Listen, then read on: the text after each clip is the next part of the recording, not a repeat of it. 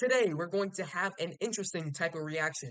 I don't think this is the full mock draft. I have no idea what I'm going to title this video, but we have 2025 NBA Draft top pick predictions, early chances at number one by the main guy himself, Jonathan Givony, one of the best guys at the NBA draft analyst we have in this whole world. And he works at ESPN. Go make sure to check out this article if you can. I don't have ESPN Plus, so I'm not looking at this on ESPN Plus if you saw on the top. But yes, it's going to be top 25 or 2025 top pick predictions. If I read this right, it's going to be guys Jonathan Givony thinks can potentially pass up Cooper Flagg for the first overall pick. Now, in my personal opinion, whether Cooper Flagg tears his ACL first, I'm not going to say first game of the season, whether he tears his ACL into the season, whether he plays 5 games for a different reason, whether he sits out the whole season because Duke doesn't follow through with their NIL deal, and looking at you, UNLV football, whatever it is, Cooper Flagg should be the number one overall pick last year. I don't care if your team already has a similar position at that power forward position, like the Raptors with Scotty Barnes. You're going to have to make it work. And if giving Cooper Flagg at your disposal, you're going to have to make it work with him because he is that guy. If he somehow was allowed to declare out of high school last year, he would 100% been the number one overall pick there, above Alex Sarr, above Zachary Risache, above Klingon, Reed Shepard, Stephon Castle, all those guys. Flagg's the better prospect. Flag, if he went into college basketball last year, he would have been able to play with the big guys, maybe even dominate as well. And I just think that highly of Cooper Flag, and I think there should be no way he doesn't go number one on draft night. But yes, let's get right into it. Obviously, like I said, Jonathan Givony. Here he just talks about how in the 2024 draft it was kind of up in the air. There was 3 guys at draft night who we all thought had a chance to go number one. It was obviously the guy that ended up going number one, Zachary Risache. You had Alex Sarr, who was the best prospect in last year's draft, but did not want to go to Atlanta. And then you have Donovan Klingon, a guy that the Atlanta Hawks potentially could have wanted at that center position, a lower type of ceiling player, but definitely a high floor who can maybe stretch the floor, block shots, rebound, and be an anchor in the defense. But that's the 2024 draft. The 2023 draft, it was Victor Wembanyama. It was Victor Wembanyama in 2021. That's how good Victor Wembanyama was. Where we knew 2 years before it actually happened that he was going to be the first overall pick in 2023. But in that 2022 class, 2 hours, 3 hours before draft night, the odds switched. Up during the draft process, up at the end of the regular season in 2022, where the Golden State Warriors won an NBA Finals. It was expected Jabari Smith to be that number one overall pick. Now, workouts changed that, stuff of that nature, just it changed. And 2 hours before the draft started, Paolo Banchero was potentially the number one overall pick. And in that background, there was Chet Holmgren there too, who was also potentially that number one overall pick if the Magic wanted to take a shot at his unicorn abilities. But like we know, it was Paolo Banchero, and right now it's looking like it was the right pick. Now, do I think this draft can be more of a 2022 class where we can see the odds shift at times? No, but I think it'll be a lot closer to that 2022 class than it was to that 2023 class when there was no option but Victor Wembanyama. So I do think it should be Cooper Flag, and I don't think there should be a lot to change that. But at the end of the day, you never really know. So with the first overall pick, we're going to have potentially Cooper Flag at a Duke. Just talking about Cooper Flag's abilities real quick. He's one of the best rebounders in this draft class. He's whatever 6'9", maybe 6'10". He's one of the best rebounders in this draft class. He's aggressive in the paint. He's great at tip dunks. He's great at kicking it out to his teammates, slapping the ball out during the rebounds. He's a great outlet passer as well. And really, at that power forward position, he does everything you want to do. But here's the thing, he's not just a power forward. On defense, we've seen him guard smaller guards. We've seen him guard big man. He is a versatile defender. He can also shoot that 3 ball. Well, I think the form, I'm not going to say is terrible because everyone's got a different form. What truly is the most perfect basketball shooting form? We don't know. You see Ray Allen shoot like, I guess I can't really see. We see Ray Allen shoot like this. We see Steph Curry shoot like this. Everyone shoots differently. And those are 2 of the greatest shooters of all time, and they shoot vastly differently. So everyone has a different shooting form. Cooper Flagg's shooting form, definitely a little bit a little abnormal, but it does go in. I think he'll be able to be 33, 34 plus percent from 3 point next season, hit those mid ranges as well. And I think overall, he's basically the perfect basketball prospect. You have a 6'9", 6'10" dude who's able to bang down low, who's able to rebound, shoot the 3 ball, play defense. He's perfect, and I think he has to be the number one overall pick. Another guy that Jonathan Givony thinks might have a slight chance to be the number one overall pick is going to be Ace Bailey from Rutgers.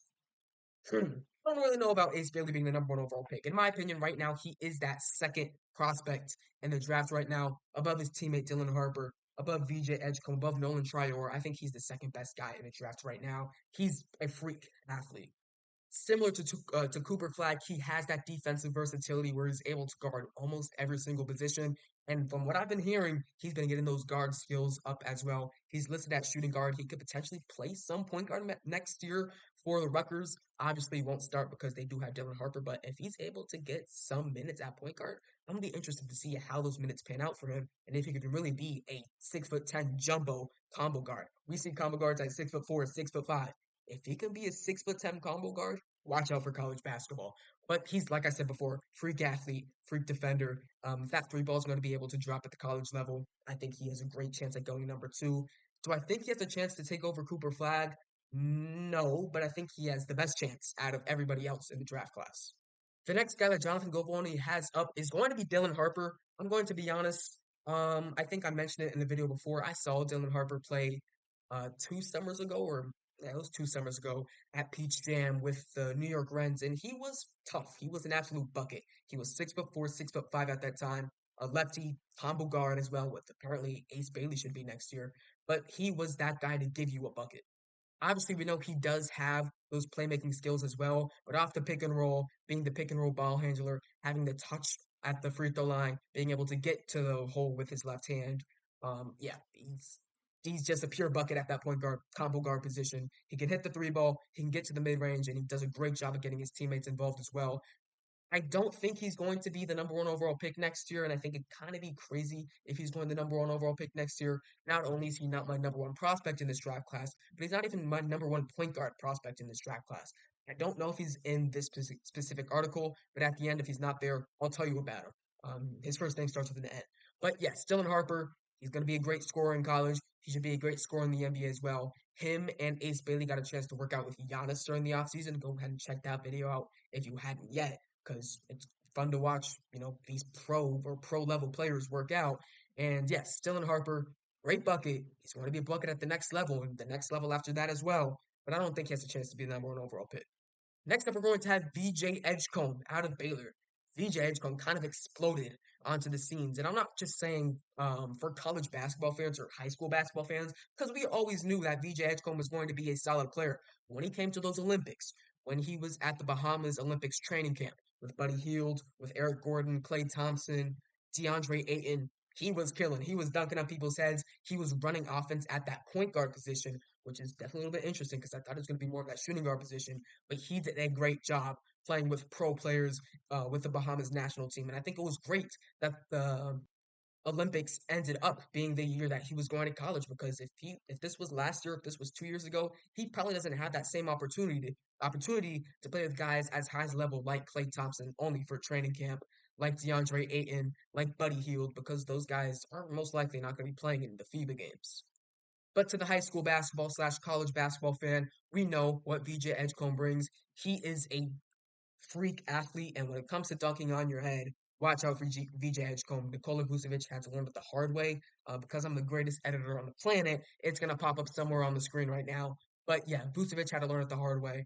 Teams are starting to learn it the hard way as well.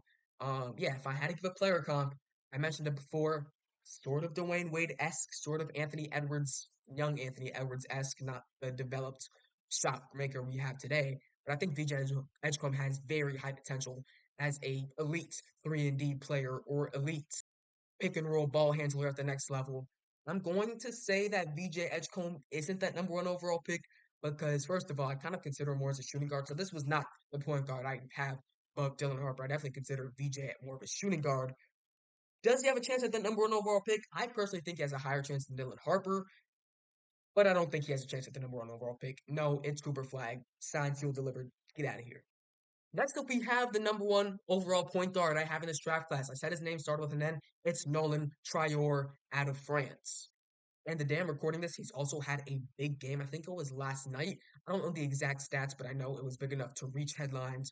Zero assists, not zero assists, excuse me, zero turnovers, and looked like a true point guard. Nolan Trior is basically a 6'5" Tony Parker in my eyes. Now, is that a weak comparison because French point guard, this and that? Probably, but the way he's able to get in the paint, the way he's able to hit that mid-range jump shot and provide for his teammates, it's just something we don't see at 6'5", 6'6", that height specifically.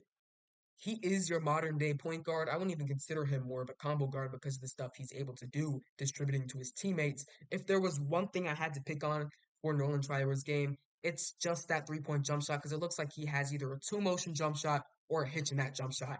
It's not as smooth as what we want it to be. Now, if he's able to tighten that up next season, able to go into his NBA draft campaign, his campaign for that potential number one overall pick, and fix that 3-point shot just a little bit where scouts are going to be like, this guy can hit the three. I think Trior has the third, maybe the second best chance to be that number one overall pick.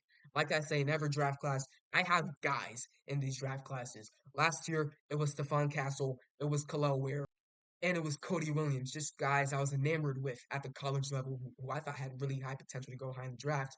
Castle, top five pick. Khalil Ware, lottery pick. Cody Williams, lottery pick. And they all panned out pretty well. My guys, this year, we got Nolan Trior, we got Hugo Gonzalez, and I'm still looking for that third guy. Maybe it's going to be, here's a name you guys should apparently know, Jalen Stewart at UConn. I think he had have a big breakout year this year, potentially be a first round pick. Would I bet on it? Probably not, but I think Jalen Stewart has a great chance to be a first round pick next year. So those are just some of my guys that could potentially be for next year's draft class. And after Nolan Trier, we're going to have nobody. So that was the last pick, or the last potential guy that can overtake Cooper Flagg for that number one overall pick. Now, if I had to go out and give some guys that I would put on this list, number one for sure is Hugo Gonzalez. He's my favorite prospect to watch in the NBA or for the next year's NBA draft. Kind of by far, I think he does everything good with the ball in his hands. Similar to Nolan Trior, the jump shot could be a bit iffy, but he's a great playmaker. He's great at running the fast break. He's also great at getting to the basket. And I think we can kind of see him accepts that point forward type role that maybe we saw something like Denny Avdia at, but I think even then, Hugo Gonzalez not only is the better prospect, but also the better athlete than what we saw out of Denny Avdia. Is that my last potential guy I could see hit number one? Probably. You have guys like Kasparas Yakujonis, who we'll see what he does at Illinois next year. I think he has a great chance to be a lottery guy. I don't know about number one. Kamal Malak, kind of too raw for a team to pick him at number one. Think Pate is interesting because he's going to be playing the G League next year. I think he can get up to top five, but also it's hard to see him at number one. And then the rest of the guys kind of just fit into that role player type of system. Liam McNeely, Igor Demon, Drake Powell, and guys like that. But I think this was a pretty interesting article here from Jonathan Gavoni. We don't see articles like this a lot where it's not mock drafts, but instead it's just his thoughts. Oh, I gotta charge my computer, but it's just his thoughts about some of these guys.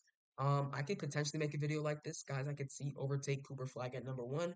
Let me know if you guys want to see that. And I hope you guys enjoy this video. Make sure to like and subscribe. Don't enter the description and submit your video ideas. And I'll see you guys next time. If you need a website to potentially view some ESPN Plus articles, look at the top. I'm not going to say it because I don't know if something gets out or something, but just look at the top of the screen because it's right there. Hope you guys enjoyed and see you guys next time. Peace.